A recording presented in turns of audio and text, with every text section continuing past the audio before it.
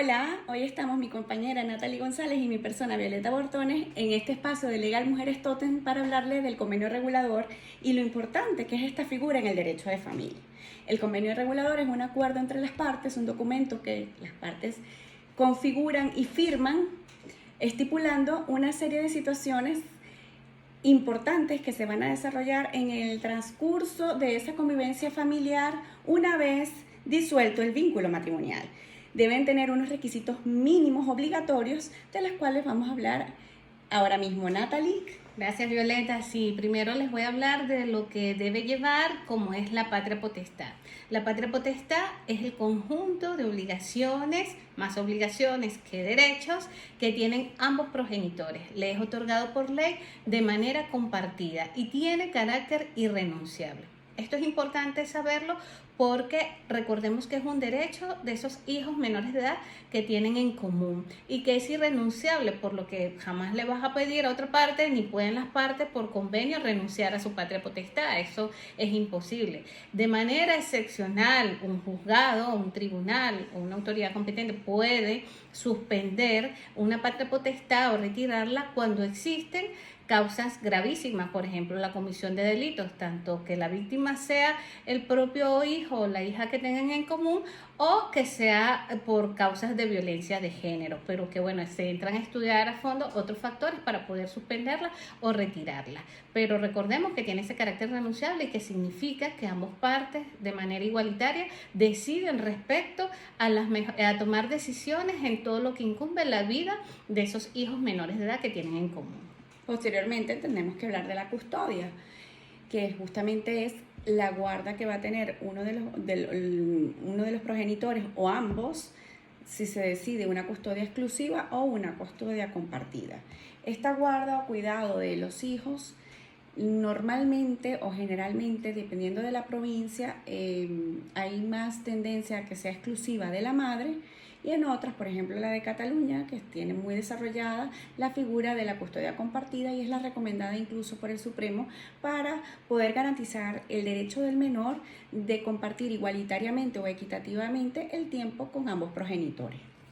Sí, también es obligatorio tener en ese convenio regulador decidir lo que es el uso de la vivienda, que se trata de un derecho personal y no de un derecho real. ¿Qué quiere decir esto? Que indistintamente de quién ostente la propiedad de esa vivienda que hayan tenido cuando en su vida familiar, si hay hijos menores de edad, el progenitor o la progenitora que obtenga esa guarda de manera exclusiva se le asigna ese uso de vivienda, pero es un derecho para el menor, no para el otro cónyuge, por lo que no tiene temporalidad y se va a dar ese uso de vivienda hasta que cumpla su mayoría de edad. El régimen de visitas es justamente para ese progenitor no custodio garantizar que en temporadas especiales como son la época del verano, vacaciones de navidades, fines de semana y algún día de la semana, pueda visitar a su hijo o llevarlo a tomar un helado, a pasear en un horario determinado. Todo esto debe estar plasmado en el convenio regulador y deben las partes negociar conforme al interés superior de ese niño, niña o adolescente, porque tendrá su horario y los padres también tienen un horario que congeniar laboralmente para poder cumplir con este régimen de visita, porque la ley, no hay ley ni en el Código Civil establece expresamente cómo debe ser ese régimen. Entonces tienen que necesariamente mediar y negociar y llegar a un acuerdo favorable de ganar-ganar entre las partes. Sí, tenemos también lo que es la muy conocida pensión de alimentos, que siempre se entra a discusión porque, bueno, entramos en el tema económico, pero la pensión de alimentos es aquella que tiene tres aspectos a destacar o conceptos que vamos a destacar, como son los gastos ordinarios, los extraordinarios y el principio de proporcionalidad. Cuando hablamos de gastos ordinarios, son aquellos gastos que ya ambos progenitores saben que son previsibles, que son ordinarios, que son cotidianos, que saben cuál es el gasto que lleva al mantenimiento y para el desarrollo de la vida de esos menores que tienen en común. Y los gastos extraordinarios, su propia palabra lo dice, es de manera extra, no son previsibles, surgen normalmente y ambas partes deben de contribuir a esos gastos extraordinarios.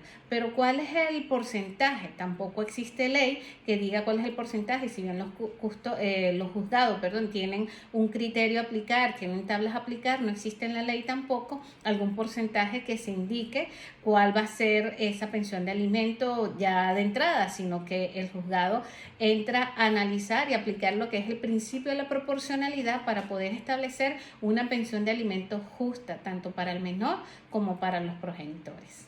Finalmente tenemos la pensión compensatoria, que es para una de las partes la que se ve vulnerada un poco el beneficio económico una vez realizado el divorcio. Generalmente, no necesariamente tiene que ser siempre, pero generalmente corresponde a la mujer.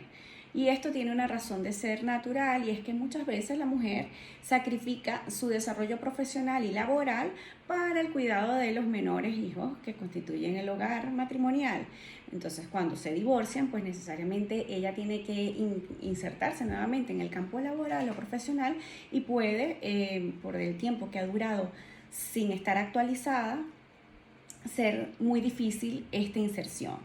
Para ello hay una pensión compensatoria que en este caso el progenitor debe obligatoriamente cumplir mensualmente o anualmente, temporalmente o vitaliciamente. Todo eso se va a regular en el convenio regulador. ¿Por qué? Porque puede ser que se divorcien y la mujer tenga 35 años y le es mucho más fácil insertarse, le puede tomar un par de años en el campo laboral y lleguen a un acuerdo de 5 años de pensión compensatoria de esa mensualidad, por ejemplo. O esa cantidad genérica única que acuerden. Pero quizás se divorcie y la mujer ya tiene 55 años y es mucho más difícil, evidentemente, y pues decide a lo mejor de mutuo acuerdo pues que sea algo vitalicio para que la mujer pueda compensar ese daño económico ocasionado por la decisión que han tomado de divorciarse. Sí, es importante destacar que tanto la pensión de alimento como la pensión compensatoria, que una es para los menores y la otra es para el cónyuge que ha quedado en posición de desventaja económica producto de ese matrimonio y que se ve afectado ahora con la disolución matrimonial, que de darse su incumplimiento interviene el derecho penal porque se convierte en un delito como es el abandono familiar, y que la sanción no es con multa, sino que también tiene una sanción de prisión, por lo que es importante destacar eso. Cuando hablamos también de lo que es el patrimonio o el régimen patrimonial, en el convenio regulador va a entrar de manera opcional, si las partes así lo quieren, pero también se puede establecer por un procedimiento totalmente distinto, porque recordemos que el régimen patrimonial no está dentro de lo que es el derecho de familia. Sin embargo, por estar relacionado, se puede llevar a cabo dentro de un convenio regulador de manera opcional si así las partes lo quieren. Por último, ya para cerrar, no olviden, por favor, suscribirse a nuestro canal en YouTube, seguirnos en nuestras redes, Facebook e Instagram. Y bueno, si les ha gustado estos vídeos informativos de carácter jurídico, pues darle like a este vídeo y nos vemos hasta una próxima oportunidad. Bye. Adiós.